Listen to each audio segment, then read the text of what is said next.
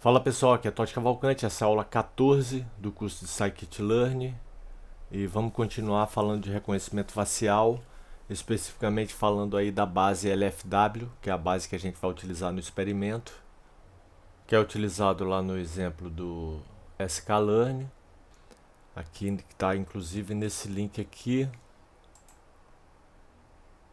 esse exemplo aqui. Na próxima aula a gente vai começar a olhar o código, mas antes é importante a gente entender a base, né, e entender alguns conceitos utilizados nesse código.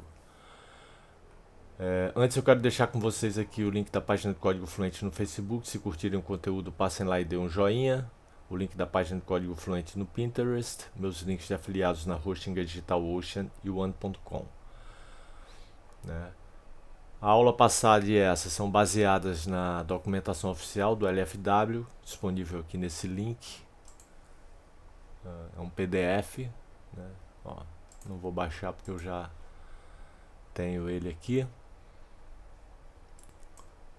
Aqui é o link que eu já mostrei para vocês do Scikit-Learn, do exemplo que a gente vai explorar. E aqui é a fonte original do LFW, né? Se vocês quiserem baixar daqui, melhor ainda, porque aqui tem várias opções, tem esses arquivos aqui TXT, né, que são metadados, né, para ajudar aí na hora de construir o classificador. Por exemplo, só mostrar aqui para vocês, ó, pairs.devtrain.txt. Então a gente tem esse cara aqui, ó, Aaron Persol, não sei se é assim que pronuncia. Então, ó, a pasta dele aqui, cadê? Tá aqui, ó. Tem 4 fotos, 1, 2, 3, 4. Então aqui, ó, 1 e 2, né, correspondem a Aaron Persol. 3 e 4 também. Isso na pasta Aaron Persol. Tem pessoas que têm muito mais imagens, por exemplo, vou mostrar aqui. George W. Bush. Cadê? Deixa eu pesquisar aqui.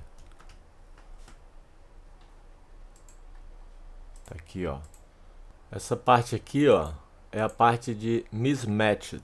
Ele tá colocando aqui como um par, né? A foto do George W. Bush 353 com a Pupi Avati, a foto 1 dessa pessoa aqui, ó, Pupi Avati. E na verdade são pessoas diferentes. Mesma coisa aqui, ó. Ele pegou a foto 407 de George W. Bush e fez um par com Raquel Kempson. E não são a mesma pessoa, né? São pessoas distintas. Então são mismatched, né? Não correspondentes. Porque você vê lá no início do arquivo, ó, aqui são fotos que correspondem. Eu até mostrei lá, né, na pasta do Aaron Persol. Tem 4 fotos. Foto 1 e 2 dele correspondem à mesma pessoa, lógico. A 3 e 4 a mesma coisa. Só que para treinar o modelo a gente vai precisar de pares de fotos não correspondentes, né, que não correspondem também. A primeira parte do arquivo são os pares que correspondem e já mais para o final, ó, são os que não correspondem. Tá vendo? A foto 4 do Abel Pacheco, ela foi colocada como par de Lúcio Estanca. Então são pares que não correspondem, né? Esse par aqui não corresponde, porque são pessoas distintas. Na verdade, aqui nesse experimento do Scikit-Learn, né, no código que a gente vai ver, ele nem vai se utilizar desses arquivos TXT não, tá? Isso aqui a gente está só conhecendo e vendo as diretrizes, né, do que eles aconselham na hora de você construir um modelo, né? Mas no nosso exemplo aqui a gente não vai utilizar nenhum desses aqui, mas vale a pena conhecer esses arquivos aí que são metadados do LFW, né? Então assim, para utilizar o LFW, né, eles dizem que é para proceder da seguinte forma, né, no desenvolvimento do algoritmo ou seleção do modelo, né, o classificador que a gente está criando. A gente vai utilizar a view 1 do banco de dados para treinar e testar tantos modelos e tantas configurações de parâmetros quanto se queira. Depois a gente retém o modelo, o M asterisco aqui é o modelo que se saiu melhor no conjunto de testes, né, prevendo o conjunto de testes, né, que é o conjunto que ele não sabe os resultados. Para o relatório de desempenho, eles aconselham aquilo que eu falei na aula passada, que é o cross-validation. Então você tem a base, você divide a base em 10 subconjuntos, utilizando um dos subconjuntos para testar e os outros 9 para treinar o modelo. E aí no experimento 1, né, como eu falei na aula passada, você separa o subconjunto 1 para o teste e utiliza o 2, 3, 4, 5, 6, 7, 8, 9, 10 para treinar o classificador que você está criando. No experimento 2, você vai fazer a mesma coisa, você vai separar, só que em vez de separar o 1, né, que você já separou na primeira iteração, você vai separar o 2. Né? Então você separa o 2, subconjunto 2, né, para testar o seu classificador e vai usar o 1, 3, 4, 5, 6, 7, 8, 9, 10 para treinar o seu classificador. Né? E assim por diante. Né? Vamos dizer aqui, ó, na iteração 5, o i vai estar como 5. Então você vai utilizar o 1, 2, 3, 4, vai pular o 5, porque o 5 você separou para testar, né? Aí vai utilizar 6, 7, 8, 9, 10, né? 1, 2, 3, 4, pulo 5. Aí vai para o 6, 7, 8, 9, 10 para treinar. E o 5 que você separou para testar é o que você vai testar o seu algoritmo. E assim você vai fazendo, né, as 10 interações, sempre separando o subconjunto i para teste e deixando o restante para treinar o modelo. Isso chama cross-validation. E aí no final você registra os resultados do classificador. No caso, cada classificador de cada iteração você vai registrando, né? Use os resultados de todos os 10 classificadores para calcular a precisão média estimada da classificação e o erro padrão da média SE. Por fim, certifique-se de informar qual método de treinamento, se foi restrito à imagem ou não, né? Imagem restrita ou irrestrita. Eu vou até mudar isso daqui que não ficou legal essa tradução. Vou colocar restrito à imagem ou irrestrito. Eu vou falar disso mais à frente, mas eu vou dar uma prévia rápida. Então, o treinamento restrito à imagem é onde o classificador ele só tem informação de se aquele par de imagem corresponde ou não à mesma pessoa. Ele não tem informação sobre o nome daquela pessoa, só se aquele par é correspondente ou não. Né? E no irrestrito, além dessa informação de se as duas imagens correspondem à mesma pessoa, ele tem informação também do nome ou dos nomes, né, das pessoas. Porque são pessoas distintas, são dois nomes distintos. Né? E se são duas pessoas, se as duas fotos são correspondentes, significa que é a mesma pessoa. Né? Precisão média estimada, né, aqui, é dada por essa fórmula aqui, onde PI é a porcentagem de classificações corretas na view 2, a iteração vai de 1 a 10, né? E divide por 10 porque são 10 iterações. É importante notar que a precisão deve ser calculada com parâmetros e limites escolhidos independentemente dos dados do teste. Excluir, por exemplo, simplesmente escolhendo o ponto em uma curva Precision Recall que nos dá maior precisão. Erro padrão da média, dado por essa fórmula aqui, onde esse sigma circunflexo é a estimativa do desvio padrão dado por essa fórmula daqui. Transitividade e o uso de image restricted e unrestricted dos dados de treino. Sempre que se trabalha com pares de imagens de uma mesma pessoa e outras que não são da mesma pessoa, isto é, imagens matched e imagens mismatched, como os descritos em pairs.dev.train.txt, né? A gente viu, né? Aqui são as imagens matched, né? Que correspondem, e lá para o meio do arquivo, quer ver? Mas aqui para baixo, a partir daqui, ó, onde tem dois nomes, ó, são os pares mismatched, né? Os pares que não correspondem. Daqui para cima, né, são os pares que correspondem até aqui.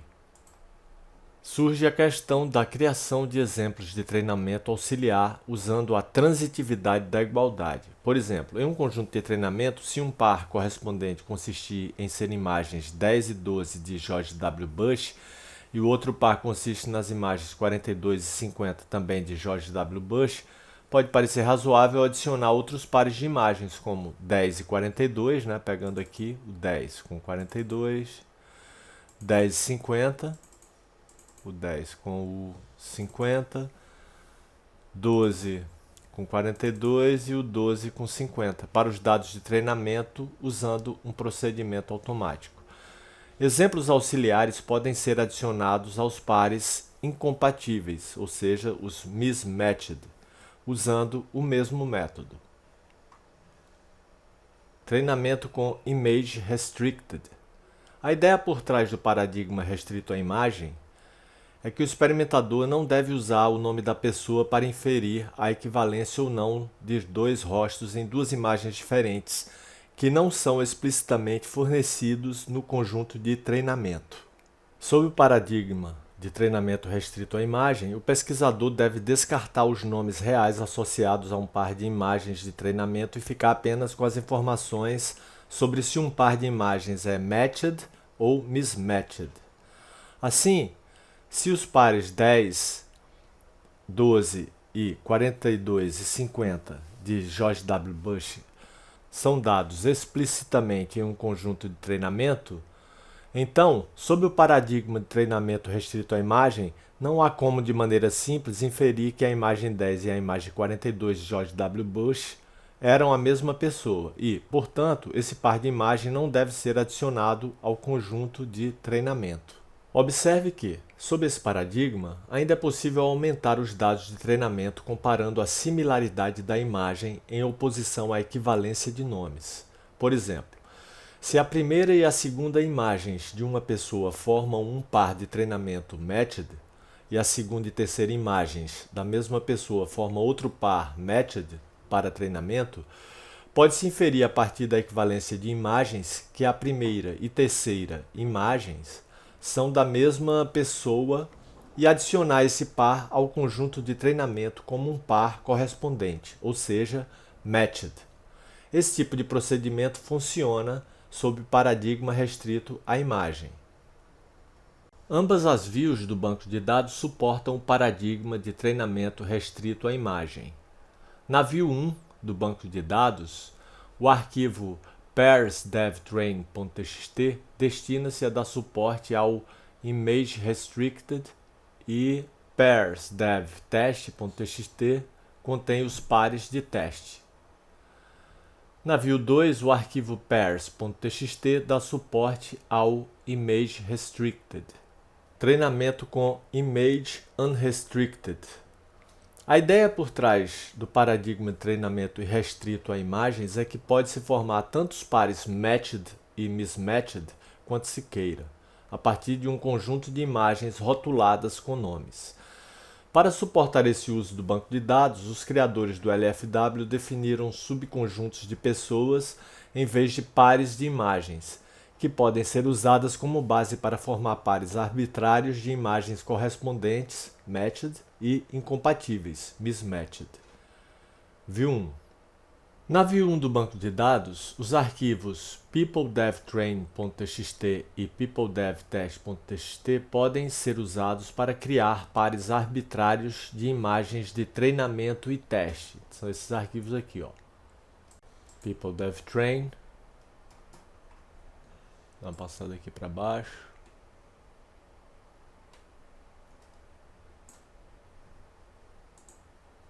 E peopledevtest.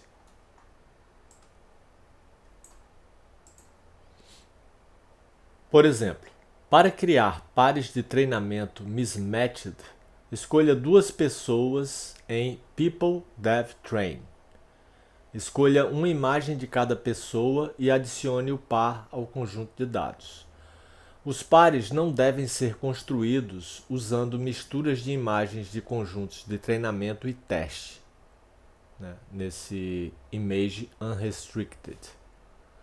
View 2. Na View 2, o arquivo people.txt dá suporte ao paradigma de treinamento irrestrito de imagens. Os pares de treinamento devem ser formados, faltou um S, apenas usando pares de imagens dos mesmos subconjuntos. Portanto, para formar um par de imagens incompatíveis, escolha duas pessoas do mesmo subconjunto. Escolha uma imagem de cada pessoa e adicione o par ao conjunto de treinamento. Nota: na View 2 do banco de dados, destinado apenas a relatórios de desempenho, os dados do teste são totalmente especificados pelo pairs.txt e não deve ser construído usando o paradigma irrestrito. Vou consertar aqui porque isso aqui está fora do parágrafo. Agora sim, consertei aqui. O paradigma irrestrito é apenas para usar na criação de dados de treinamento.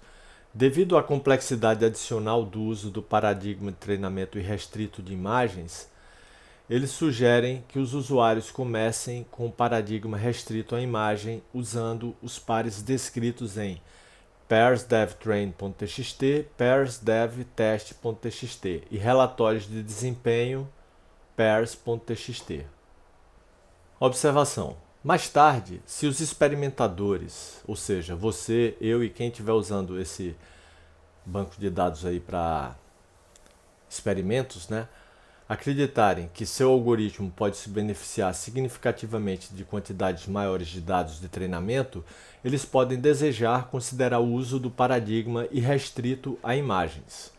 Em ambos os casos, deve ficar claro em todas as publicações qual paradigma de treinamento foi usado para treinar os classificadores para um determinado resultado de teste.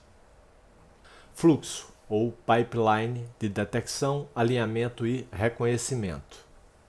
Muitos aplicativos do mundo real desejam automaticamente detectar, alinhar e reconhecer rostos em uma imagem estática ou em um vídeo de uma cena maior. Assim, o reconhecimento facial é frequentemente descrito naturalmente como parte de um DAR, Detection, Alignment, Recognition, né? Detecção, alinhamento e reconhecimento. Toda imagem de rosto no LFW é a saída do algoritmo de detecção de face Viola-Jones.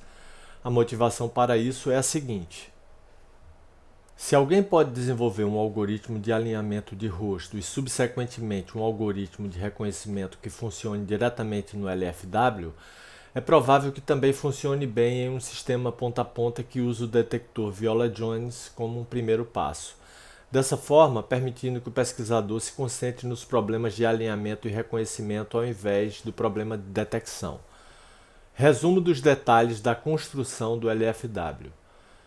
Então, primeiro foi feita a coleta das imagens brutas, né, em blogs e sites na internet, e, enfim, vários lugares, né, publicações desses famosos aí que aparecem na base do LFW. Depois a execução de um detector de rosto e eliminação manual de falsos positivos, eliminação de duplicatas de fotos. Depois foram colocados os rótulos das pessoas detectadas, né, os nomes de cada pessoa. Depois as imagens foram cortadas e redimensionadas, né, as faces detectadas. E por último foram formados os pares no conjunto de treinamento e teste para View 1 e View 2 do banco de dados. Então a gente fica por aqui. Na próxima a gente começa a dar uma olhada no código, né? Se gostarem do conteúdo, passem lá na página do Código Fluente e deem um joinha, divulguem com os amigos, enfim, comentem, deem sugestões. Aqui o link da página do Código Fluente no Pinterest, meus links de afiliados na Hostinger, DigitalOcean e One.com. Aqui o link para doações, pode ser em qualquer valor, para dar uma força aí ao projeto. É isso, valeu, obrigado e até a próxima.